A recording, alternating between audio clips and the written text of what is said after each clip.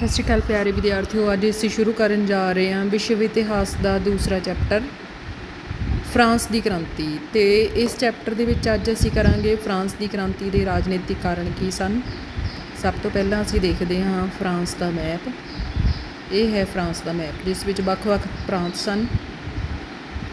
ਹੁਣ ਅਸੀਂ ਕ੍ਰਾਂਤੀ ਬਾਰੇ ਪੜ੍ਹਦੇ ਹਾਂ। 1799 ਈਸਵੀ ਦੀ ਫਰਾਂਸੀਸੀ ਕ੍ਰਾਂਤੀ ਸਾਰੇ ਯੂਰਪ ਦੇ ਵਿੱਚ ਇੱਕ ਯੁੱਗ ਵਟਾਊ ਅਤੇ ਤਰਥੱਲੀ ਮਚਾ ਦੇਣ ਵਾਲੀ ਸਭ ਤੋਂ ਮਹਾਨ ਘਟਨਾ ਮੰਨੀ ਜਾਂਦੀ ਹੈ। ਉਸ ਸਮੇਂ ਦੇ ਇਤਿਹਾਸਕਾਰ ਰੈਮਜ਼ੇ ਮੋਰ ਇਸ ਨੂੰ ਵਿਸ਼ਵ ਕ੍ਰਾਂਤੀ ਮੰਨਦੇ ਹਨ। ਫਰਾਂਸੀਸੀ ਕ੍ਰਾਂਤੀ ਐਸੀ ਕ੍ਰਾਂਤੀ ਸੀ ਜਿਸ ਨੇ ਸੁਤੰਤਰਤਾ, ਸਮਾਨਤਾ ਅਤੇ ਭਾਈਬੰਦੀ ਦੇ ਨਾਅਰੇ ਬੁਲੰਦ ਕੀਤੇ। ਫਰਾਂਸ ਵਿੱਚ ਇਹ ਕ੍ਰਾਂਤੀ 1787-88 ਦੇ ਵਿੱਚ ਆਰੰਭ ਹੋ ਗਈ ਸੀ। ਫਰਾਂਸੀਸੀ ਕ੍ਰਾਂਤੀ ਦੇ ਕਾਰਨਾਂ ਬਾਰੇ ਉਸ ਸਮੇਂ ਦੇ ਅਤੇ ਆਧੁਨਿਕ ਇਤਿਹਾਸਕਾਰਾਂ ਵਿੱਚ ਬਹੁਤ ਜ਼ਿਆਦਾ ਮਤਭੇਦ ਹੈ। ਇਤਿਹਾਸਕਾਰਾਂ ਦੇ ਅਨੁਸਾਰ ਇਸ ਕ੍ਰਾਂਤੀ ਦੇ ਮੁੱਖ ਕਾਰਨ ਕਿਹਨਾਂ ਗੱਲਾਂ ਨੂੰ ਮੰਨਿਆ ਜਾਂਦਾ ਹੈ, ਜਿਵੇਂ ਬੁਰਬੋ ਵੰਸ਼ ਦੇ ਬਾਦਸ਼ਾਹਾਂ ਦੀ ਤਾਨਾਸ਼ਾਹੀ, ਪੁਰਾਣੇ ਢੰਗ ਦੀ ਦੋਸ਼ਪੂਰਨ ਸ਼ਾਸਨ ਪ੍ਰਣਾਲੀ, ਸਮਾਜ ਦਾ ਸਾਮੰਤਵਾਦੀ ਢਾਂਚਾ, ਸਧਾਰਨ ਅਧਿਕਾਰ ਰਹਿਤ ਲੋਕਾਂ ਦੀ ਵਿਸ਼ੇਸ਼ ਅਧਿਕਾਰਾਂ ਵਾਲੇ ਕਲੀਨਾ ਵਿਰੁੱਧ ਕ੍ਰਾਂਤੀ, ਫਰਾਂਸ ਦੇ ਸਮਕਾਲੀ ਫਿਲਾਸਫਰਾਂ ਰਾਹੀਂ ਲੋਕਤੰਤਰੀ ਵਿਚਾਰਾਂ ਦਾ ਪ੍ਰਚਾਰ ਕਰਨਾ ਅਤੇ ਤਤਕਾਲਿਕ ਆਰਥਿਕ ਸੰਕਟ। ਇਹ ਸਾਰੇ ਕਾਰਨ ਜਿਹੜੇ ਵੱਖ-ਵੱਖ ਇਤਿਹਾਸਕਾਰਾਂ ਵੱਲੋਂ ਫਰਾਂਸ ਦੀ ਕ੍ਰਾਂਤੀ ਦੇ ਰਾਜਨੀਤਿਕ ਕਾਰਨ ਮੰਨੇ ਜਾਂਦੇ ਨੇ, ਪਰੰਤੂ ਫਰਾਂਸ ਦੀ ਕ੍ਰਾਂਤੀ ਦੇ ਹੋਰ ਵੀ ਬਹੁਤ ਸਾਰੇ ਕਾਰਨ ਸਨ। ਸੋ ਸਭ ਤੋਂ ਪਹਿਲਾਂ ਆਪਾਂ ਡਿਟੇਲ ਦੇ ਵਿੱਚ ਪੜ੍ਹਦੇ ਹਾਂ ਕਿ ਫਰਾਂਸ ਦੀ ਕ੍ਰਾਂਤੀ ਦੇ ਰਾਜਨੀਤਿਕ ਕਾਰਨ ਕੀ ਸਨ। ਫਰਾਂਸ ਵਿੱਚ ਕ੍ਰਾਂਤੀ ਸ਼ੁਰੂ ਹੋਣ ਤੋਂ ਪੂਰੇ 200 ਸਾਲ ਪਹਿਲਾਂ ਫਰਾਂਸ ਵਿੱਚ ਬੁਰਬੋ ਰਾਜਵੰਸ਼ ਦੀ ਨੀਂਹ ਰੱਖੀ ਗਈ ਸੀ। ਇਸ ਰਾਜਵੰਸ਼ ਦੇ ਤਕਰੀਬਨ 5 ਬਾਦਸ਼ਾਹਾਂ ਨੇ ਲਗਭਗ 2 ਸਦੀਆਂ ਤੱਕ ਫਰਾਂਸ ਵਿੱਚ ਰਾਜ ਕੀਤਾ। ਇਹ ਕਿਹੜੇ ਬਾਦਸ਼ਾਹ ਸੀ? ਹੈਨਰੀ ਚੌਥਾ, ਲੂਈ 13ਵਾਂ, ਲੂਈ 14ਵਾਂ, ਲੂਈ 15ਵਾਂ ਅਤੇ ਲੂਈ 16ਵਾਂ। ਬੁਰਬੋ ਵੰਸ਼ ਦੇ ਸ਼ਾਸਨ ਕਾਲ ਦੀ ਪਹਿਲੀ ਸਦੀ ਤਾਂ ਬਹੁਤ ਵਧੀਆ ਬੀਤੀ ਔਰ ਫਰਾਂਸ ਨੇ ਬਹੁਤ ਜ਼ਿਆਦਾ ਉੱਨਤੀ ਕੀਤੀ ਅਤੇ ਇਹ ਯੂਰਪ ਦੇ ਸਭ ਤੋਂ ਮਹਾਨ ਦੇਸ਼ਾਂ ਦੇ ਵਿੱਚੋਂ ਇੱਕ ਬਣ ਗਿਆ ਸੀ। ਲੇਕਿਨ ਦੂਸਰੀ ਸਦੀ ਐਸੀ ਸੀ ਜਿਹਦੇ ਵਿੱਚ ਫਰਾਂਸ ਦੀ ਸ਼ਾਸਨ ਵਿਵਸਥਾ ਜਿਹੜੀ ਸੀ ਉਹ ਬਹੁਤ ਜ਼ਿਆਦਾ ਖਰਾਬ ਹੋ ਗਈ ਸੀ, ਭਾਵ ਕਿ ਗਿਰਾਵਟ ਵਾਲਾ ਸਮਾਂ ਸੀ ਇਸ ਰਾਜਵੰਸ਼ ਦਾ। ਸੋ ਪਹਿਲੇ ਨੰਬਰ 'ਤੇ ਹੈ ਲੂਈ 14ਵੇਂ ਦੀ ਨਿਰੰਕੁਸ਼ਤਾ। ਲੂਈ 14ਵੇਂ ਤੋਂ ਆਪਾਂ ਪੜ੍ਹਦੇ ਹਾਂ ਕਿ ਕਿਵੇਂ ਜਿਹੜਾ ਸੀ ਉਹ ਹਾਲਾਤ ਚੇਂਜ ਹੋਣੇ ਸ਼ੁਰੂ ਹੋਏ। 1643 ਵਿੱਚ ਜਦੋਂ ਲੂਈ 14ਵਾਂ ਰਾਜਗੱਦੀ ਉੱਤੇ ਬੈਠਿਆ, ਉਸ ਸਮੇਂ ਉਸ ਦੀ ਉਮਰ ਬਹੁਤ ਹੀ ਘੱਟ ਸੀ, ਉਹ ਨਾਬਾਲਗ ਸੀਗਾ। 1643 ਤੋਂ ਲੈ ਕੇ 1661 ਈਸਵੀ ਤੱਕ ਇਸ ਕਰਕੇ ਸ਼ਾਸਨ ਪ੍ਰਬੰਧ ਦਾ ਸਾਰਾ ਕੰਮਕਾਜ ਜਿਹੜਾ ਸੀ ਇੱਕ ਮੰਤਰੀ ਕਾਰਡੀਨਲ ਮਜ਼ਰੀਨ ਦੇ ਹੱਥਾਂ ਵਿੱਚ ਰਿਹਾ। ਸ਼ਾਸਨ ਪ੍ਰਬੰਧ ਦੇ ਸਾਰੇ ਕੰਮ ਨੂੰ ਉਹੀ ਦੇਖਦਾ ਸੀ। 1661 ਈਸਵੀ ਵਿੱਚ ਕਾਰਡੀਨਲ ਮਜ਼ਰੀਨ ਦੀ ਮੌਤ ਹੋ ਗਈ। ਉਸ ਤੋਂ ਬਾਅਦ ਲੂਈ 14ਵੇਂ ਨੇ ਸ਼ਾਸਨ ਦੀ ਬਾਗਡੋਰ ਆਪਣੇ ਹੱਥਾਂ ਵਿੱਚ ਸੰਭਾਲ ਲਈ ਅਤੇ ਉਸਨੇ ਅਗਲੇ 54 ਵਰ੍ਹਿਆਂ ਦੇ ਵਿੱਚ ਫਰਾਂਸ ਵਿੱਚ ਸ਼ਕਤੀਸ਼ਾਲੀ ਵਿਅਕਤੀਗਤ ਸ਼ਾਸਨ ਸਥਾਪਿਤ ਕੀਤਾ। ਬਹੁਤ ਸਾਰੀਆਂ ਜਿੱਤਾਂ ਵੀ ਪ੍ਰਾਪਤ ਕੀਤੀਆਂ ਜਿਹਦੇ ਨਾਲ ਫਰਾਂਸ ਦੇ ਸਾਮਰਾਜ ਨੂੰ ਉਸਨੇ ਬਹੁਤ ਜ਼ਿਆਦਾ ਵਿਸ਼ਾਲ ਕਰ ਲਿਆ। ਉਸਨੇ ਕੁਲੀਨਾਂ ਨੂੰ ਪੂਰਨ ਤੌਰ 'ਤੇ ਆਪਣੇ ਅਧੀਨ ਕਰਕੇ ਰੱਖਿਆ। ਵਰਸਾਏ ਦੇ ਵਿੱਚ ਉਸਨੇ ਬਹੁਤ ਸਾਰੇ ਸੁੰਦਰ ਰਾਜ ਮਹਿਲਾਂ ਦੀ ਉਸਾਰੀ ਕਰਵਾਈ। ਕਲਾ ਅਤੇ ਸਾਹਿਤ ਦੇ ਵਿਕਾਸ ਲਈ ਸ਼ਲਾਘਾਯੋਗ ਯਤਨ ਵੀ ਕੀਤੇ। ਲੇਕਿਨ ਇਹ ਐਸਾ ਸਮਾਂ ਸੀ ਲੂਈ 14ਵੇਂ ਦੇ ਸਮੇਂ ਜਦੋਂ ਕਿ ਫਰਾਂਸ ਵਿੱਚ ਕ੍ਰਾਂਤੀ ਦੇ ਬੀਜ ਜਿਹੜੇ ਸੀ ਉਹ ਬੀਜੇ ਗਏ। ਜਿਵੇਂ ਉਹਦੇ ਕਈ ਕਾਰਨ ਸੀਗੇ। ਇੱਕ ਤਾਂ ਲੂਈ 14ਵਾਂ ਜਿਹੜਾ ਸੀ ਨਿਰੰਕੁਸ਼ ਸ਼ਾਸਕ ਸੀ, ਉਸ ਦੀਆਂ ਬਹੁਤ ਸਾਰੀਆਂ ਸ਼ਕਤੀਆਂ ਸੀ, ਉਸ ਦੇ ਉੱਤੇ ਕੋਈ ਵੀ ਰੋਕ ਨਹੀਂ ਸੀ ਲਗਾ ਸਕਦਾ, ਉਸ ਨੂੰ ਰੋਕਣ ਵਾਲਾ ਕੋਈ ਵੀ ਨਹੀਂ ਸੀਗਾ। ਦੂਸਰਾ, ਰਾਜ ਮਹਿਲਾਂ ਅਤੇ ਸ਼ਾਹੀ ਠਾਠ-ਬਾਠ ਦੇ ਉੱਤੇ ਸਰਕਾਰੀ ਖਜ਼ਾਨੇ ਵਿੱਚੋਂ ਬਹੁਤ ਜ਼ਿਆਦਾ ਖਰਚ ਕੀਤਾ ਜਾਂਦਾ ਸੀਗਾ ਅਤੇ ਆਮ ਲੋਕਾਂ ਦੀ ਭਲਾਈ ਦੇ ਖਰਚੇ ਵੱਲ ਕੋਈ ਧਿਆਨ ਨਹੀਂ ਸੀ ਦਿੱਤਾ ਜਾਂਦਾ। ਕਿਸਾਨਾਂ ਦੀ ਹਾਲਤ ਤਰਸਯੋਗ ਹੋ ਗਈ ਸੀ। ਪ੍ਰੋਟੈਸਟੈਂਟ ਮੱਤ ਦੇ ਅਨੁਯਾਈਆਂ ਉੱਤੇ ਲੂਈ 14ਵੇਂ ਦੇ ਸਮੇਂ ਵਿੱਚ ਬਹੁਤ ਜ਼ਿਆਦਾ ਅਤਿਆਚਾਰ ਕੀਤੇ ਗਏ ਸੀਗੇ ਅਤੇ ਉਸ ਸਮੇਂ ਬਹੁਤ ਲੰਬੇ ਯੁੱਧ ਜਿਹੜੇ ਸੀਗੇ ਉਹਨਾਂ ਵਿੱਚ ਭਾਗ ਲਿਆ ਲੂਈ 14ਵੇਂ ਨੇ ਅਤੇ 54 ਸਾਲਾਂ ਦੇ ਵਿੱਚੋਂ 54 ਸਾਲ ਉਹਨੇ ਰਾਜ ਕੀਤਾ, ਜਿਹਦੇ ਵਿੱਚੋਂ 28 ਵਰ੍ਹੇ ਤਾਂ ਕੇਵਲ ਉਹਨੇ ਯੁੱਧ ਵਿੱਚ ਹੀ ਬਿਤਾ ਦਿੱਤੇ। ਜਿਹਦੇ ਨਾਲ ਇਹ ਹੋਇਆ ਕਿ ਯੁੱਧਾਂ ਦੇ ਵਿੱਚ ਲਗਾਤਾਰ ਇੰਨਾ ਲੰਬਾ ਸਮਾਂ ਤੱਕ ਭਾਗ ਲੈਣ ਨਾਲ ਖਜ਼ਾਨਾ ਜਿਹੜਾ ਸੀ ਉਹ ਖਾਲੀ ਹੋਣਾ ਸ਼ੁਰੂ ਹੋ ਗਿਆ ਅਤੇ ਜਿਸ ਕਰਕੇ ਖਜ਼ਾਨੇ ਦੀ ਕਮੀ ਨੂੰ ਪੂਰਾ ਕਰਨ ਲਈ ਉਸਨੇ ਸਰਕਾਰੀ ਅਹੁਦਿਆਂ ਨੂੰ ਵੇਚਣਾ ਸ਼ੁਰੂ ਕਰ ਦਿੱਤਾ। ਅਤੇ ਇਤਿਹਾਸਕਾਰ ਲਿਓ ਗਰਸ਼ਾਏ ਲਿਖਦੇ ਹਨ ਕਿ ਉਸਨੇ ਫਰਾਂਸ ਨੂੰ ਗਰੀਬ ਕਰ ਦਿੱਤਾ, ਨਿਰਧਨ ਕਰਤਾ। ਉਸ ਦੀ ਵਿੱਤ ਵਿਵਸਥਾ ਨੂੰ ਵੀ ਉਸਨੇ ਵਿਗਾੜ ਕੇ ਰੱਖ ਦਿੱਤਾ। ਉਸ ਦੀ ਜਨਸੰਖਿਆ ਨੂੰ ਯੁੱਧ ਰਾਹੀਂ ਘਟਾ ਦਿੱਤਾ। ਹੁਣ ਮਤਲਬ ਕਿ 28 ਸਾਲ ਲਗਾਤਾਰ ਯੁੱਧ ਚੱਲਦੇ ਰਹੇ ਤਾਂ ਉਹਦੇ ਵਿੱਚ ਕਿੰਨੇ ਜ਼ਿਆਦਾ ਸੈਨਿਕ ਮਾਰੇ ਗਏ ਉਹਨਾਂ ਯੁੱਧਾਂ ਦੇ ਵਿੱਚ। ਸੋ ਇਸ ਤਰ੍ਹਾਂ ਦੇ ਨਾਲ ਜਿਹੜਾ ਸੀ ਉਸਨੇ ਕਾਫੀ ਜ਼ਿਆਦਾ ਕੰਮ ਜਿਹੜਾ ਸੀ ਉਹ ਉਸਦੇ ਟਾਈਮ 'ਤੇ ਵਿਗੜ ਚੁੱਕਾ ਸੀਗਾ। ਉਸ ਤੋਂ ਬਾਅਦ ਸੈਕਿੰਡ ਨੰਬਰ 'ਤੇ ਆਪਾਂ ਪੜ੍ਹਦੇ ਹਾਂ ਲੂਈ 15ਵੇਂ ਦੀ ਅਣਗਹਿਲੀ। 1715 ਈਸਵੀ ਵਿੱਚ ਲੂਈ 14ਵੇਂ ਜੀ ਜਦੋਂ ਡੈਥ ਹੋ ਗਈ ਤਾਂ ਉਸ ਤੋਂ ਬਾਅਦ ਉਸ ਦਾ ਪੜਪੋਤਾ ਲੂਈ 15ਵਾਂ ਰਾਜਗੱਦੀ ਉੱਤੇ ਬੈਠਿਆ, ਜੋ ਕਿ ਉਸ ਸਮੇਂ ਹਾਲੇ ਕੇਵਲ 5 ਵਰ੍ਹਿਆਂ ਦਾ ਬਾਲਕ ਸੀਗਾ। ਜਿਸ ਕਰਕੇ ਸ਼ਾਸਨ ਦੀ ਬਾਗਡੋਰ ਆਪਣੇ ਹੱਥਾਂ ਵਿੱਚ ਲੈਣ ਤੋਂ ਬਾਅਦ ਪਹਿਲਾਂ ਤਾਂ ਕਿਉਂਕਿ ਉਹਦੀ ਬਹੁਤ ਜ਼ਿਆਦਾ ਛੋਟੀ ਉਮਰ ਸੀ, ਇਸ ਕਰਕੇ ਲੂਈ 15ਵੇਂ ਸ਼ਾਸਨ ਪ੍ਰਬੰਧ ਵਿੱਚ ਕੋਈ ਰੁਚੀ ਨਹੀਂ ਲਈ ਕਿਉਂਕਿ ਬੱਚਾ ਸੀ ਅਜੇ, ਉਹਨੂੰ ਸ਼ਾਸਨ ਪ੍ਰਬੰਧ ਬਾਰੇ ਕੋਈ ਜਾਣਕਾਰੀ ਨਹੀਂ ਸੀ। ਦੂਸਰਾ, ਜਦੋਂ ਥੋੜ੍ਹਾ ਜਿਹਾ ਵੱਡਾ ਹੋਇਆ ਫਿਰ ਉਸਨੇ ਜ਼ਿਆਦਾ ਸਮਾਂ ਸ਼ਿਕਾਰ ਖੇਡਣਾ, ਜੂਆ ਖੇਡਣਾ, ਇਹਨਾਂ ਕੰਮਾਂ ਵਿੱਚ ਬਤੀਤ ਕਰਨਾ ਸ਼ੁਰੂ ਕਰਤਾ। ਮਤਲਬ ਕਿ ਸ਼ਾਸਨ ਪ੍ਰਬੰਧ ਵੱਲ ਉਹਨੇ ਧਿਆਨ ਹੀ ਨਹੀਂ ਦਿੱਤਾ, ਜਿਸ ਕਰਕੇ ਸ਼ਾਸਨ ਪ੍ਰਬੰਧ ਵਿਗੜਨਾ ਸ਼ੁਰੂ ਹੋ ਗਿਆ। ਜਦੋਂ ਹੁਣ ਸ਼ਾਸਨ ਪ੍ਰਬੰਧ ਵੱਲ ਧਿਆਨ ਨਹੀਂ ਦਿੱਤਾ ਤਾਂ ਮੰਤਰੀ ਅਧਿਕਾਰੀ ਸਾਰੇ ਆਪਣੀ ਮਨਮਰਜ਼ੀ ਨਾਲ ਕੰਮ ਕਰ ਰਹੇ ਸੀਗੇ, ਜਿਸ ਕਰਕੇ ਉਹ ਸਾਰੇ ਰਿਸ਼ਵਤਖੋਰ ਹੋ ਗਏ, ਐਸ਼ਪ੍ਰਸਤ ਹੋ ਗਏ, ਬਹੁਤ ਸਾਰਾ ਪੈਸਾ ਆਪਣੇ ਕੋਲ ਰੱਖੀ ਜਾਂਦੇ ਸੀਗੇ। ਸਾਮਰਾਜ ਦੇ ਵਿੱਚ ਸਾਰੇ ਪਾਸੇ ਗੜਬੜ ਮਚਣੀ ਸ਼ੁਰੂ ਹੋ ਗਈ। ਸ਼ਾਹੀ ਹਰਮ ਦੇ ਵਿੱਚ ਲੱਖਾਂ ਕਰੋੜਾਂ ਰੁਪਇਆ ਖਰਚ ਹੋਣ ਲੱਗ ਪਿਆ। ਯੂਰਪ ਦੇ ਕਈ ਯੁੱਧਾਂ ਦੇ ਵਿੱਚ ਵੀ ਲੂਈ 15ਵੇਂ ਨੇ ਭਾਗ ਲੈ ਲਿਆ, ਜਿਵੇਂ ਆਸਟਰੀਆ ਦੇ ਉੱਤਰਾਧਿਕਾਰ ਸੰਬੰਧੀ ਯੁੱਧ ਹੋਇਆ ਸੀ ਜਿਹੜਾ ਕਿ 1740 ਤੋਂ 48 ਤੱਕ ਚੱਲਿਆ। 7 ਸਾਲਾ ਯੁੱਧ 1756 ਤੋਂ 63 'ਚ ਚੱਲਿਆ, ਇਹਦੇ ਵਿੱਚ ਵੀ ਉਸਨੇ ਭਾਗ ਲਿਆ। ਉਸ ਤੋਂ ਬਾਅਦ ਹੈ ਨੈਕਸਟ ਪੈਰਿਸ ਦੀ ਪਾਰਲੀਮਾਂ ਦੀ ਸ਼ਕਤੀ ਜਿਹੜੀ ਸੀ ਉਹ ਲੂਈ 15ਵੇਂ ਦੇ ਟਾਈਮ 'ਤੇ ਬਹੁਤ ਜ਼ਿਆਦਾ ਵੱਧ ਗਈ ਸੀ ਅਤੇ ਸਮਾਜ ਦੇ ਉੱਘੇ ਮੱਧ ਸ਼੍ਰੇਣੀ ਦੇ ਲੋਕ ਜਿਹੜੇ ਸੀ, ਜਿਸ ਤਰ੍ਹਾਂ ਦੀ ਸ਼ਾਸਨ ਪ੍ਰਣਾਲੀ ਚੱਲ ਰਹੀ ਸੀਗੀ ਉਸ ਵਿਵਸਥਾ ਤੋਂ ਬਹੁਤ ਜ਼ਿਆਦਾ ਅਸੰਤੁਸ਼ਟ ਹੋ ਗਏ ਸੀ। ਉਸ ਤੋਂ ਬਾਅਦ ਥਰਡ ਕਾਰਨ ਅਸੀਂ ਪੜ੍ਹਦੇ ਹਾਂ ਦੋਸ਼ਪੂਰਨ ਸ਼ਾਸਨ ਵਿਵਸਥਾ। ਸ਼ਾਸਨ ਵਿਵਸਥਾ ਦੇ ਵਿੱਚ ਬਹੁਤ ਸਾਰੀਆਂ ਚੀਜ਼ਾਂ ਜਿਹੜੀਆਂ ਉਹ ਮਿਲ ਕੇ ਕੰਮ ਕਰਦੀਆਂ ਅਤੇ ਉਹਨਾਂ ਬਾਰੇ ਆਪਾਂ ਇੱਕ ਇੱਕ ਕਰਕੇ ਪੜ੍ਹਾਂਗੇ ਕਿ ਕਿਵੇਂ ਸ਼ਾਸਨ ਪ੍ਰਬੰਧ ਜਿਹੜਾ ਸੀ ਉਹ ਖਰਾਬ ਹੋ ਚੁੱਕਿਆ ਸੀ। ਜਿਵੇਂ ਫਸਟ ਪੁਆਇੰਟ ਹੈ ਸੰਵਿਧਾਨ ਅਤੇ ਪ੍ਰਤੀਨਿਧ ਸੰਸਥਾ ਦੀ ਅਣਹੋਂਦ। ਜਿਵੇਂ ਸਾਡੇ ਭਾਰਤ ਦੇ ਵਿੱਚ ਸੰਵਿਧਾਨ ਹੈ, ਸੰਵਿਧਾਨ ਦੇ ਅਕੋਰਡਿੰਗ ਸਾਰਾ ਕੰਮਕਾਰ ਜਿਹੜਾ ਹੈ ਉਹ ਦੇਸ਼ ਦਾ ਚਲਾਇਆ ਜਾਂਦਾ ਹੈ, ਲੇਕਿਨ ਉਸ ਸਮੇਂ ਫਰਾਂਸ ਦੇ ਵਿੱਚ ਬੁਰਬੋ ਸਮਰਾਟ ਬਹੁਤ ਜ਼ਿਆਦਾ ਨਿਰੰਕੁਸ਼ ਸੀ। ਸਰਕਾਰ ਅਤੇ ਸ਼ਾਸਨ ਪ੍ਰਬੰਧ ਦੇ ਢਾਂਚੇ ਨੂੰ ਨਿਰਧਾਰਿਤ ਕਰਨ ਲਈ, ਭਾਵ ਕਿ ਸਰਕਾਰ ਕਿਵੇਂ ਕੰਮ ਕਰੇਗੀ, ਸ਼ਾਸਨ ਪ੍ਰਬੰਧ ਨੂੰ ਕਿਵੇਂ ਚਲਾਇਆ ਜਾਣਾ, ਇਹਦੇ ਵਾਸਤੇ ਕੋਈ ਵੀ ਸੰਵਿਧਾਨ ਨਹੀਂ ਸੀ। ਸਰਕਾਰ ਦੇ ਕੋਈ ਵੱਖਰੇ ਵੱਖਰੇ ਭਾਗ ਨਹੀਂ ਸੀ, ਜਿਵੇਂ ਭਾਰਤ ਵਿੱਚ ਵਿਧਾਨ ਪਾਲਿਕਾ, ਕਾਰਜਪਾਲਿਕਾ, ਨਿਆਂਪਾਲਿਕਾ ਤਿੰਨੋਂ ਵੱਖਰੇ ਵੱਖਰੇ ਰੂਪ ਵਿੱਚ ਆਪਣੀ ਆਪਣੀ ਡਿਊਟੀਜ਼ ਨਿਭਾਉਂਦੇ ਆ, ਪਰੰਤੂ ਫਰਾਂਸ ਵਿੱਚ ਉਸ ਸਮੇਂ ਇਸ ਤਰ੍ਹਾਂ ਦਾ ਕੁਝ ਵੀ ਨਹੀਂ ਸੀਗਾ। ਆਪਾਂ ਗੱਲ ਕਰ ਰਹੇ ਹਾਂ ਤਕਰੀਬਨ 1787-88 ਦੇ ਕਰੀਬ ਅਤੇ ਉਸ ਤੋਂ ਪਹਿਲਾਂ ਦੀ ਗੱਲ। ਬਾਦਸ਼ਾਹਾਂ ਦੇ ਕਾਨੂੰਨ ਜਿਹੜੇ ਵੀ ਉਹ ਬਾਦਸ਼ਾਹ ਹੁਕਮ ਦਿੰਦੇ ਸੀ, ਆਦੇਸ਼ ਦਿੰਦੇ ਸੀਗੇ, ਉਹੀ ਕਾਨੂੰਨ ਬਣ ਜਾਂਦੇ ਸੀਗੇ ਅਤੇ ਇਹਨਾਂ ਨੂੰ ਉਸ ਸਮੇਂ ਦੀ ਉੱਚ ਅਦਾਲਤ ਜਿਹੜੀ ਪੈਰਿਸ ਦੇ ਵਿੱਚ ਸੀਗੀ ਉਹ ਰਜਿਸਟਰ ਦੇ ਵਿੱਚ ਨੋਟ ਕਰ ਲੈਂਦੀ ਸੀ।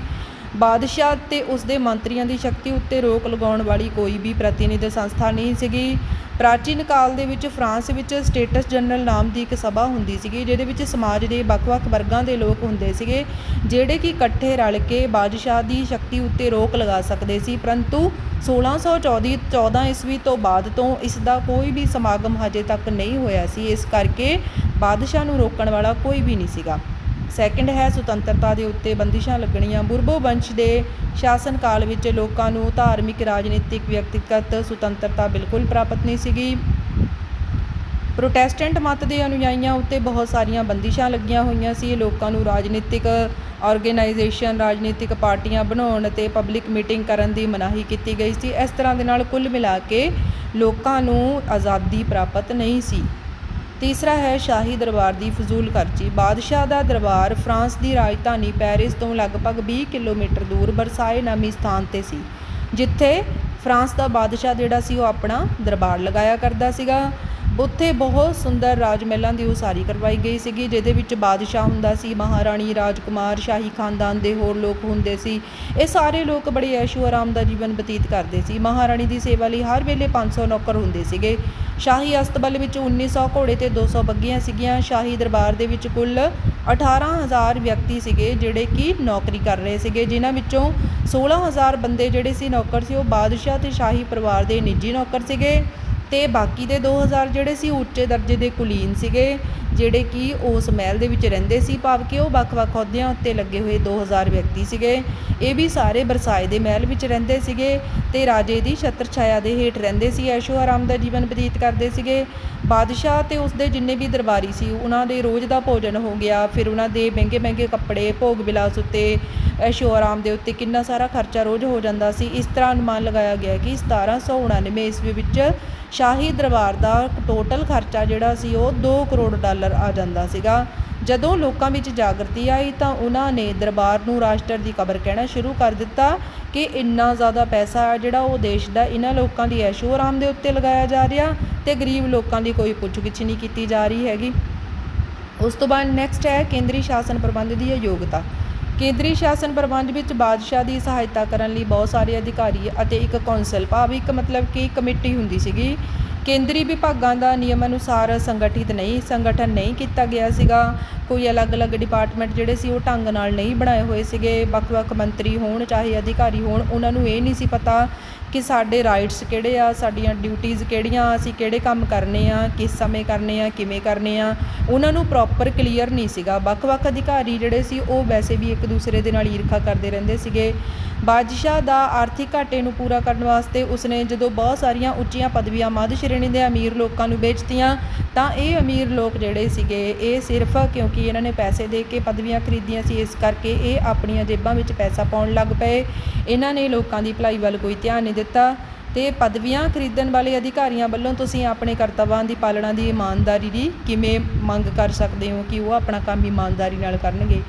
ਉਸ ਤੋਂ ਬਾਅਦ ਹੈ ਕੇਂਦਰੀ ਅਤੇ ਸਥਾਨਕ ਸ਼ਾਸਨ ਪ੍ਰਬੰਧ ਵਿੱਚ ਹਨੇਰਗਰਦੀ ਆਉਣੀ।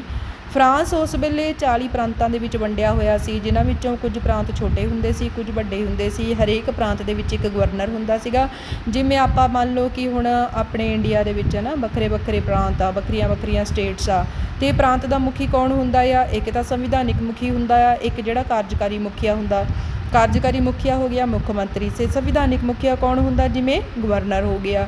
ਇਸੇ ਤਰ੍ਹਾਂ ਫਰਾਂਸ ਦੇ ਵਿੱਚ ਜਿਹੜੇ ਵੱਖਰੇ ਪ੍ਰਾਂਤ ਸੀ ਉਹਨਾਂ ਦਾ ਮੁਖੀਆ ਹੁੰਦਾ ਸੀ ਗਵਰਨਰ, ਜਿਹੜਾ ਕਿ ਆਮ ਤੌਰ 'ਤੇ ਕੁਲੀਨ ਵਰਗ ਮਤਲਬ ਕਿ ਅਮੀਰ ਵਰਗ ਦੇ ਨਾਲ ਸੰਬੰਧ ਰੱਖਦਾ ਸੀ, ਕਿਸੇ ਰਾਇਲ ਫੈਮਿਲੀ ਦੇ ਨਾਲ ਸੰਬੰਧਿਤ ਹੁੰਦਾ ਸੀਗਾ। ਗਵਰਨਰ ਵੀ ਜਿਹੜਾ ਹੁੰਦਾ ਸੀ ਉਹ ਆਪਣਾ ਜ਼ਿਆਦਾ ਸਮਾਂ ਬਾਦਸ਼ਾਹ ਦੀ ਛਤਰ ਛਾਇਆ ਹੇਠ ਵਰਸਾਏ ਦੇ ਵਿੱਚ ਹੀ ਬਤੀਤ ਕਰਦਾ ਸੀ। ਕਦੇ ਉਹ ਆਪਣੇ ਪ੍ਰਾਂਤਾਂ ਦਾ ਦੌਰਾ ਕਰਦੇ ਹੁੰਦੇ ਸੀਗੇ, ਨਹੀਂ ਤਾਂ ਗਵਰਨਰ ਜ਼ਿਆਦਾਤਰ ਜਿਹੜੇ ਸੀ ਉਹ ਬਾਦਸ਼ਾਹ ਦੇ ਕੋਲ ਹੀ ਰਹਿਣਾ ਪਸੰਦ ਕਰਦੇ ਸੀਗੇ।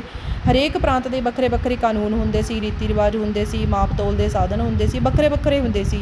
ਪਤਾ ਨਹੀਂ ਸੀ ਹੁੰਦਾ ਕਿਹੜੀ ਸਟੇਟ ਵਿੱਚ ਕਿਹੜਾ ਕਾਨੂੰਨ ਆ, ਕਿਹੜਾ ਰੀਤੀ ਰਿਵਾਜ ਆ, ਮਾਪ ਤੋਲ ਦੇ ਕਿਹੜੇ ਸਾਧਨ ਆ। ਵੱਖਰੇ ਪ੍ਰਾਂਤਾਂ 'ਚ ਵੱਖਰੇ। ਲੂਈ 13ਵੇਂ ਦੇ ਪ੍ਰਧਾਨ ਮੰਤਰੀ ਕਾਰਡੀਨਲ ਰਿਸ਼ਲਿਊ ਨੇ ਫਰਾਂਸ ਨੂੰ 34 ਨਵੀਆਂ ਡਿਵੀਜ਼ਨਾਂ ਦੇ ਵਿੱਚ ਵੰਡਿਆ ਸੀ, ਅਤੇ ਇਹਨਾਂ ਡਿਵੀਜ਼ਨਾਂ ਨੂੰ ਜਨਰੈਲਿਟੀਜ਼ ਜਾਂ ਇੰਟੈਂਡੈਂਸੀਜ਼ ਆਖਿਆ ਜਾਂਦਾ ਸੀਗਾ। ਜਿਵੇਂ ਆਪਾਂ ਕਹਿ ਲਓ, ਮੰਨ ਲਓ ਕਿ ਭਾਰਤ ਜਿਹੜਾ ਵੱਖ ਪ੍ਰਾਂਤਾਂ ਦੇ ਵਿੱਚ ਵੰਡਿਆ ਹੋਇਆ, ਇਵੇਂ ਹੀ ਉਸ ਸਮੇਂ ਦੇ ਕਾਰਡੀਨਲ ਰਿਸ਼ਲਿਊ ਨੇ ਫਰਾਂਸ ਨੂੰ 34 ਡਿਵੀਜ਼ਨਾਂ ਦੇ ਵਿੱਚ ਵੰਡਿਆ ਸੀ, ਜਿਨ੍ਹਾਂ ਨੂੰ ਇੰਟੈਂਡੈਂਸੀਜ਼ ਕਿਹਾ ਜਾਂਦਾ ਸੀਗਾ।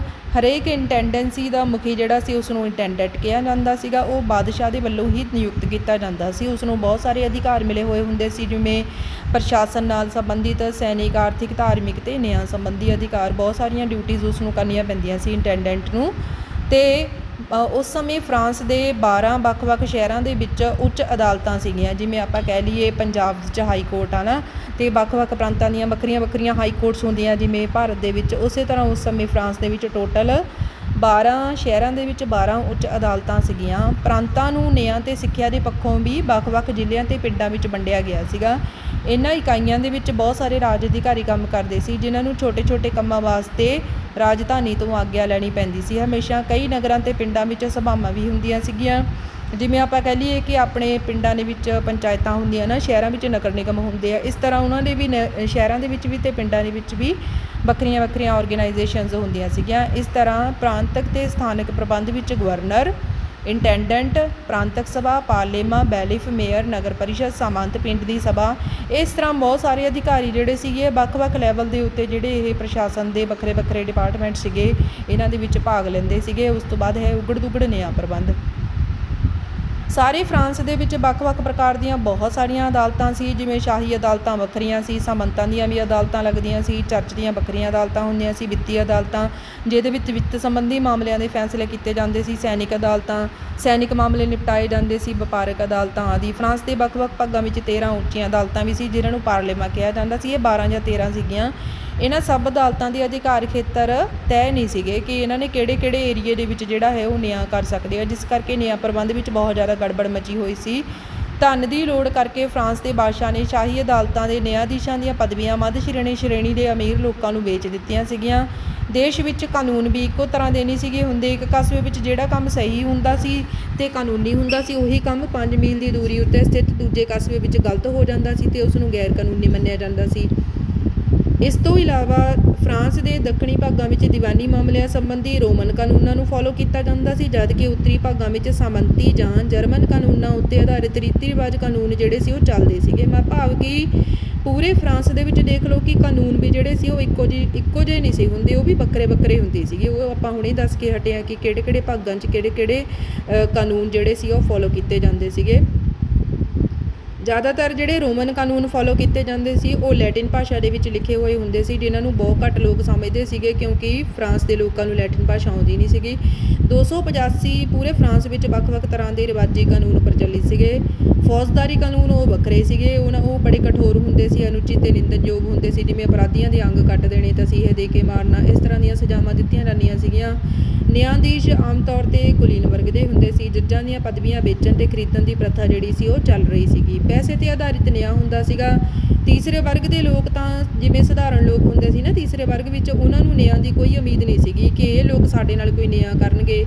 ਤੇ ਰਾਜੇ ਦੇ ਵਿਸ਼ੇਸ਼ ਲਿਖਤ ਪੱਤਰਾਂ ਦੁਆਰਾ ਕਿਸੇ ਵੀ ਵਿਅਕਤੀ ਨੂੰ ਮੁਕੱਦਮਾ ਚਲਾਏ ਤੋਂ ਬਿਨਾਂ ਜੇਲ੍ਹ ਵੀ ਭੇਜਿਆ ਜਾ ਸਕਦਾ ਸੀ। ਤੁਸੀਂ ਦੇਖ ਲਓ ਕਿ ਨਿਆਂ ਸੰਬੰਧੀ ਕੰਮ ਕਿੰਨਾ ਖਰਾਬ ਸੀ।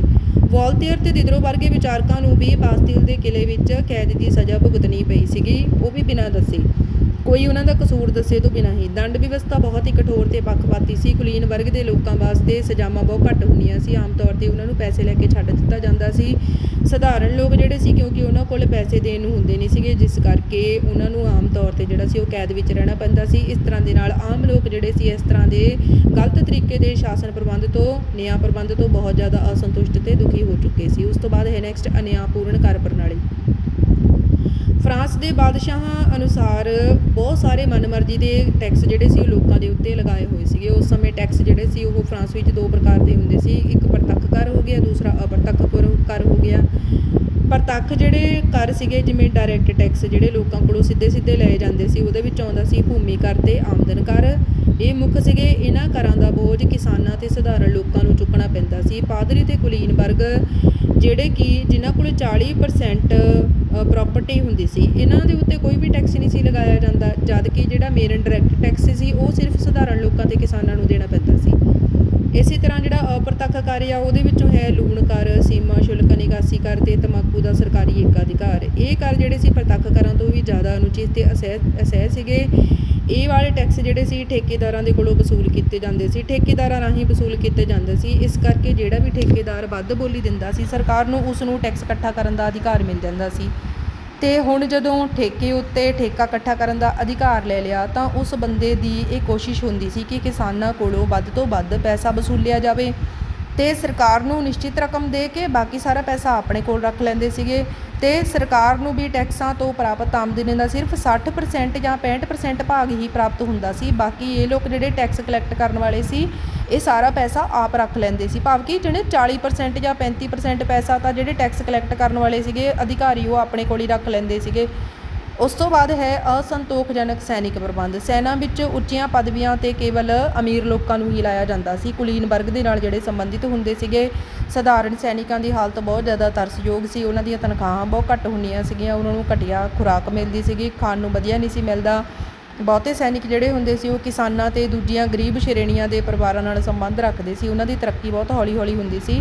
ਆਪਣੀ ਬਹਾਦਰੀ ਤੇ ਯੋਗਤਾ ਦੇ ਬਾਵਜੂਦ ਉਹਨਾਂ ਨੂੰ ਉੱਚੀਆਂ ਪਦਵੀਆਂ ਤੋਂ ਵਾਂਝੇ ਰੱਖਿਆ ਜਾਂਦਾ ਸੀ। ਇਸ ਕਰਕੇ ਸਾਰੇ ਜਿਹੜੇ ਸੈਨਿਕ ਸੀਗੇ ਉਹ ਅਸੰਤੁਸ਼ਟ ਹੋ ਗਏ ਸੀ। ਅਮਰੀਕਾ ਦੀ ਆਜ਼ਾਦੀ ਦੀ ਜੰਗ ਵਿੱਚ ਜਦੋਂ ਫਰਾਂਸ ਦੇ ਸੈਨਿਕ ਭਾਗ ਲੈਣ ਗਏ ਤਾਂ ਉੱਥੇ ਜਾ ਕੇ ਉਹਨਾਂ ਵਿੱਚ ਸੁਤੰਤਰਤਾ ਤੇ ਲੋਕਤੰਤਰ ਦੀਆਂ ਭਾਵਨਾਵਾਂ ਜਾਗ੍ਰਿਤ ਹੋ ਗਈਆਂ। ਇਸ ਕਰਕੇ ਜਦੋਂ ਫਰਾਂਸ ਦੀ ਕ੍ਰਾਂਤੀ ਸ਼ੁਰੂ ਹੋਈ ਤਾਂ ਬਹੁਤ ਸਾਰੇ ਸੈਨਿਕਾਂ ਨੇ ਕ੍ਰਾਂਤੀਕਾਰੀਆਂ ਦਾ ਡਟ ਕੇ ਸਾਥ ਦਿੱਤਾ। ਉਸ ਤੋਂ ਬਾਅਦ ਹੈ ਲੂਈ 16ਵੇਂ ਦੀ ਯੋਗਤਾ। ਹੁਣ ਆਪਾਂ ਲੂਈ 16ਵੇਂ ਬਾਰੇ ਪੜ੍ਹਦੇ ਹਾਂ ਕਿ ਉਹ ਕਿਵੇਂ ਜ਼ਿੰਮੇਵਾਰ ਸੀ ਫਰਾਂਸ ਦੀ ਕ੍ਰਾਂਤੀ ਵਾਸਤੇ। ਲੂਈ 16ਵਾਂ 1774 ਵਿੱਚ ਆਪਣੇ ਦਾਦੇ ਲੂਈ 15ਵੇਂ ਦੀ ਮੌਤ ਤੋਂ ਬਾਅਦ ਰਾਜਗੱਦੀ ਉੱਤੇ ਬੈਠਿਆ ਸੀ। ਉਸ ਸਮੇਂ ਉਸ ਦੀ ਉਮਰ ਸਿਰਫ 12 ਸਾਲ ਦੀ ਸੀ। ਲੂਈ 16ਵਾਂ ਵੈਸੇ ਤਾਂ ਬਹੁਤ ਹੀ ਚੰਗੇ ਆਚਰਣ ਵਾਲਾ ਨੇਕ ਵਿਅਕਤੀ ਸੀਗਾ, ਲੇਕਿਨ ਇੱਕ ਹਾਕਮ ਦੀ ਤਰ੍ਹਾਂ ਕਿਵੇਂ ਰਾਜ ਕਰਨਾ ਚਾਹੀਦਾ, ਰਾਜਨੀਤਿਕ ਸੂਝ-ਬੂਝ, ਤੀਖਣ ਬੁੱਧੀ, ਪੱਕਾ ਇਰਾਦਾ, ਇਹ ਸਾਰੀਆਂ ਗੱਲਾਂ ਦੀ ਉਹਦੇ ਵਿੱਚ ਘਾਟ ਸੀ। ਉਸ ਦੇ ਵਿੱਚ ਬਹੁਤ ਸਾਰੀਆਂ ਕਮੀਆਂ ਵੀ ਸੀਗੀਆਂ। ਇੱਕ ਤਾਂ ਉਹ ਬਹੁਤ ਜ਼ਿਆਦਾ ਖਾਂਦਾ ਸੀਗਾ, ਪੇਟੂ ਸੀਗਾ, ਰਾਜਸੀ ਸਮਾਗਮਾਂ ਦੇ ਵਿੱਚ ਕਿਉਂਕਿ ਉਹਨੇ ਖਾਣਾ ਰੱਜ ਕੇ ਖਾਧਾ ਹੁੰਦਾ ਸੀ। ਜਦੋਂ ਵੀ ਕੋਈ ਸਮਾਗਮ ਹੁੰਦਾ ਸੀ, ਕੋਈ ਫੰਕਸ਼ਨ ਹੁੰਦਾ ਸੀ ਤਾਂ ਉਹਦੇ ਵਿੱਚ ਉਹਨੂੰ ਨੀਂਦ ਆਉਂਦੀ ਰਹਿੰਦੀ ਸੀ ਤੇ ਬਹੁਤਾ ਸਮਾਂ ਆਪਣਾ ਸ਼ਿਕਾਰ ਖੇਡਣ ਵਿੱਚ ਬਤੀਤ ਕਰਦਾ ਸੀ। ਮਾਰੇ ਪਸ਼ੂ ਪੰਛੀਆਂ ਦਾ ਪੂਰਾ ਹਿਸਾਬ ਕਿਤਾਬ ਰੱਖਦਾ ਸੀ। ਉਸ ਦਾ ਇੱਕ ਸ਼ੁਗਲ ਹੁੰਦਾ ਸੀ ਜਿੰਦਰੇ ਬਣਾਉਣਾ। ਉਸ ਵਿੱਚ ਸਭ ਤੋਂ ਵੱਡਾ ਦੋਸ਼ ਸੀ ਕਿ ਉਹ ਮਹੱਤਵਪੂਰਨ ਰਾਜਨੀਤਿਕ ਮਾਮਲੇ ਜਿਹੜੇ ਹੁੰਦੇ ਉਹਨਾਂ ਸੰਬੰਧੀ ਆਪ ਵਿਚਾਰ ਵਟਾਂਦਰਾ ਕਰਕੇ ਆਪਣੇ ਅਕਲ ਦੇ ਨਾਲ ਜਾਂ ਮੰਤਰੀਆਂ ਦੇ ਨਾਲ ਸਲਾਹ ਕਰਕੇ ਫੈਸਲਾ ਨਹੀਂ ਸੀ ਕਰਦਾ, ਬਲਕਿ ਆਪਣੀ ਨਾ ਸਮਝ ਪਤਨੀ ਮੈਰੀ ਐਂਤੋਇਨੇ ਦੀ ਇੱਛਾ ਅਨੁਸਾਰ ਫੈਸਲਾ ਕਰਦਾ ਸੀ। ਆਪਣੀ ਅਯੋਗਤਾ ਤੇ ਅਸਥਿਰਤਾ ਕਰਕੇ ਉਹ ਸ਼ਾਸਨ ਪ੍ਰਬੰਧ ਦੇ ਵਿੱਚ ਕੋਈ ਵੀ ਸੁਧਾਰ ਨਹੀਂ ਕਰ ਸਕਿਆ। ਸਭ ਤੋਂ ਪਹਿਲਾਂ ਤਾਂ ਲੂਈ 16ਵੇਂ ਨੇ ਪੈਰਿਸ ਦੀ ਪਾਰਲੀਮਾ, ਜਿਹੜੀ ਕਿ ਲੂਈ 15ਵੇਂ ਨੇ ਸਥਗਿਤ ਕਰ ਦਿੱਤੀ ਸੀ, ਖਤਮ ਕਰ ਦਿੱਤੀ ਸੀ। ਇਸ ਨੇ ਉਸ ਨੂੰ ਬਹਾਲ ਕਰ ਦਿੱਤਾ, ਭਾਵ ਕਿ ਦੁਬਾਰਾ ਤੋਂ ਚਾਲੂ ਕਰਵਾ ਦਿੱਤਾ। ਪੈਰਿਸ ਦੀ ਪਾਰਲੇਮਾ ਦਾ ਮਤਲਬ ਮੈਂ ਪਹਿਲਾਂ ਵੀ ਤੁਹਾਨੂੰ ਦੱਸਿਆ, ਪਾਰਲੇਮਾ ਮਤਲਬ ਉੱਚ ਅਦਾਲਤ ਜਾਣੀ ਹਾਈ ਕੋਰਟ, ਜਿਹੜੀ ਫਰਾਂਸ ਵਿੱਚ ਹਾਈ ਕੋਰਟ ਹੁੰਦੀਆਂ ਸੀਗੀਆਂ। ਅਤੇ ਇੱਥੇ ਆਪਾਂ ਗੱਲ ਕਰ ਰਹੇ ਹਾਂ ਸਿਰਫ ਜਿਹੜੀ ਪੈਰਿਸ ਵਾਲੀ ਪਾਰਲੇਮਾ, ਭਾਵ ਕਿ ਪੈਰਿਸ ਵਾਲੀ ਹਾਈ ਕੋਰਟ। ਛੇਤੀ ਹੀ ਪੈਰਿਸ ਦੀ ਪਾਰਲੇਮਾ ਨੇ ਆਪਣੀ ਸ਼ਕਤੀ ਬਹੁਤ ਜ਼ਿਆਦਾ ਵਧਾ ਲਈ ਅਤੇ ਸਮਰਾਟ ਦੇ ਆਦੇਸ਼ਾਂ ਨੂੰ ਵੰਗਾਰਨਾ ਸ਼ੁਰੂ ਕਰ ਦਿੱਤਾ। ਇਸ ਉੱਚ ਅਦਾਲਤ ਨੇ ਵਿੱਤ ਮੰਤਰੀਆਂ ਨੇ ਆਰਥਿਕ ਯੋਜਨਾਵਾਂ ਜਿੰਨੀਆਂ ਵੀ ਪੇਸ਼ ਕੀਤੀਆਂ, ਉਹਨਾਂ ਸਾਰਿਆਂ ਦਾ ਵਿਰੋਧ ਕੀਤਾ ਅਤੇ ਉਹਨਾਂ ਨੂੰ ਅਸਫਲ ਕਰ ਦਿੱਤਾ। ਉਸ ਤੋਂ ਬਾਅਦ ਲੂਈ 16ਵੇਂ ਨੇ ਜਿਹੜੇ ਵੱਖ-ਵੱਖ ਮੰਤਰੀ ਜਿਵੇਂ ਤੁਰਗੋ ਹੋ ਗਿਆ, ਨੈਕਰ ਹੋ ਗਿਆ, ਜਦੋਂ ਵਿੱਤ ਵਿਵਸਥਾ ਅਤੇ ਰਾਜ ਪ੍ਰਬੰਧ ਵਿੱਚ ਸੁਧਾਰ ਕਰਨ ਵਾਸਤੇ ਇਹਨਾਂ ਨੂੰ ਲਗਾਇਆ ਗਿਆ ਅਤੇ ਇਹਨਾਂ ਨੇ ਬਹੁਤ ਚੰਗੀਆਂ ਯੋਜਨਾਵਾਂ ਬਣਾਈਆਂ ਸੀ। ਲੇਕਿਨ ਆਪਣੀ ਪਤਨੀ ਦੇ ਪ੍ਰਭਾਵ ਹੇਠ ਆ ਕੇ ਲੂਈ 16ਵੇਂ ਨੇ ਇਹਨਾਂ ਮੰਤਰੀਆਂ ਨੂੰ ਇੱਕ ਤੋਂ ਬਾਅਦ ਦੂਸਰੇ ਨੂੰ ਅਹੁਦੇ ਤੋਂ ਹਟਾ ਦਿੱਤਾ ਅਤੇ ਇਹਨਾਂ ਨੂੰ ਆਪਣਾ ਕੰਮ ਜਿਹੜਾ ਸੀ ਉਹ ਨਹੀਂ ਕਰਨ ਦਿੱਤਾ। ਉਸ ਤੋਂ ਬਾਅਦ ਉਸਨੇ ਅਮਰੀਕਾ ਦੀ ਆਜ਼ਾਦੀ ਦੀ ਜੰਗ ਵਿੱਚ ਇੰਗਲੈਂਡ ਦੇ ਵਿਰੁੱਧ ਭਾਗ ਲੈਣ ਵਾਸਤੇ ਫਰਾਂਸ ਦੀ ਸੈਨਾ ਭੇਜੀ। ਉਸਨੇ ਮੱਧ ਸ਼੍ਰੇਣੀ ਕਿਸਾਨਾਂ ਅਤੇ ਦੂਜੇ ਅਧਿਕਾਰ ਰਹਿਤ ਲੋਕਾਂ ਵਿੱਚ ਵੱਧ ਰਹੀ ਅਸੰਤੁਸ਼ਟਤਾ ਨੂੰ ਦੂਰ ਕਰਨ ਲਈ ਵੀ ਕੋਈ ਕੋਸ਼ਿਸ਼ ਨਹੀਂ ਕੀਤੀ। ਇੱਥੇ ਤੁਸੀਂ ਜਿਹੜੀ ਉਹ ਸਨੈਪ ਦੇਖ ਸਕਦੇ ਹੋ, ਇਹ ਹੈ ਮੈਰੀ ਐਂਤੋਇਨੇਟ ਅਤੇ ਇਹ ਹੈ ਲੂਈ 16ਵਾਂ ਅਤੇ ਲੂਈ 16ਵੇਂ ਦੀ ਪਤਨੀ ਮੈਰੀ ਐਂਤੋਇਨੇਟ। ਉਸ ਤੋਂ ਬਾਅਦ ਹੈ ਲਾਸਟ ਵਾਲਾ ਪੁਆਇੰਟ ਕਰਨ ਲੱਗੇ ਆਪਾਂ, ਮੈਰੀ ਐਂਤੋਇਨੇਟ ਦਾ ਭੈੜਾ ਪ੍ਰਭਾਵ। ਲੂਈ 16ਵੇਂ ਦੀ ਪਤਨੀ ਮੈਰੀ ਐਂਤੋਇਨੇਟ ਦਾ ਆਪਣੇ ਪਤੀ ਦੇ ਸ਼ਾਸਨ ਪ੍ਰਬੰਧ ਉੱਤੇ ਬਹੁਤ ਹੀ ਜ਼ਿਆਦਾ ਬੁਰਾ ਪ੍ਰਭਾਵ ਸੀ, ਜਿਹੜਾ ਕਿ ਕ੍ਰਾਂਤੀ ਦਾ ਇੱਕ ਮੁੱਖ ਕਾਰਨ ਸਿੱਧ ਹੋਇਆ। ਭਾਵੇਂ ਵੈਸੇ ਮੈਰੀ ਐਂਤੋਇਨੇਟ ਬਹੁਤ ਜ਼ਿਆਦਾ ਸੋਹਣੀ ਸੀ, ਮਨਮੋਹਣੀ ਸੀ, ਦਲੇਰ ਇਸਤਰੀ ਸੀਗੀ, ਸਿਆਣਪ, ਸੰਜਮ ਅਤੇ ਸੰਜੀਦਗੀ ਦੀ ਉਹਦੇ ਵਿੱਚ ਘਾਟ ਸੀਗੀ। ਉਹ ਆਸਟਰੀਆ ਦੀ ਮਹਾਰਾਣੀ ਮੈਰੀਆ ਥੈਰੇਸਾ ਦੀ ਪੁੱਤਰੀ ਸੀ, ਜਿਸ ਕਰਕੇ ਫਰਾਂਸ ਦੇ ਲੋਕ ਜਿਹੜੇ ਸੀ ਉਸ ਨੂੰ ਬਿਲਕੁਲ ਵੀ ਪਸੰਦ ਨਹੀਂ ਸੀ ਕਰਦੇ। ਉਸ ਦੀਆਂ ਆਦਤਾਂ ਬਹੁਤ ਵਿਗੜੀਆਂ ਹੋਈਆਂ ਸੀ, ਲੋਕਾਂ ਵਿੱਚੋਂ ਆਪਣੀਆਂ ਆਦਤਾਂ ਕਰਕੇ ਬਦਨਾਮ ਹੋ ਚੁੱਕੀ ਸੀਗੀ। ਹਰ ਸਮੇਂ ਲਾਲਚੀ ਚਾਪਲੂਸਾਂ ਦੇ ਨਾਲ ਘਿਰੀ ਰਹਿੰਦੀ ਸੀ, ਜਿਹੜੇ ਉਸ ਤੋਂ ਹਮੇਸ਼ਾ ਲਾਭ ਪ੍ਰਾਪਤ ਕਰਨ ਦੀ ਤਾਕ ਵਿੱਚ ਰਹਿੰਦੇ ਸੀਗੇ। ਉਹ ਵਰਸਾਏ ਵਿੱਚ ਕੁਲੀਨਾਂ ਨਾਲ ਖੁੱਲ੍ਹੇ ਤੌਰ 'ਤੇ ਜੂਆ ਵੀ ਖੇਡਦੀ ਸੀ ਅਤੇ ਆਪਣੇ ਰਹਿਣ ਸਹਿਣ ਅਤੇ ਕਿਰਪਾ ਪਾਤਰਾਂ ਦੇ ਉੱਤੇ ਕਰੋੜਾਂ ਰੁਪਏ ਖਰਚ ਕਰ ਦਿੰਦੀ ਸੀਗੀ।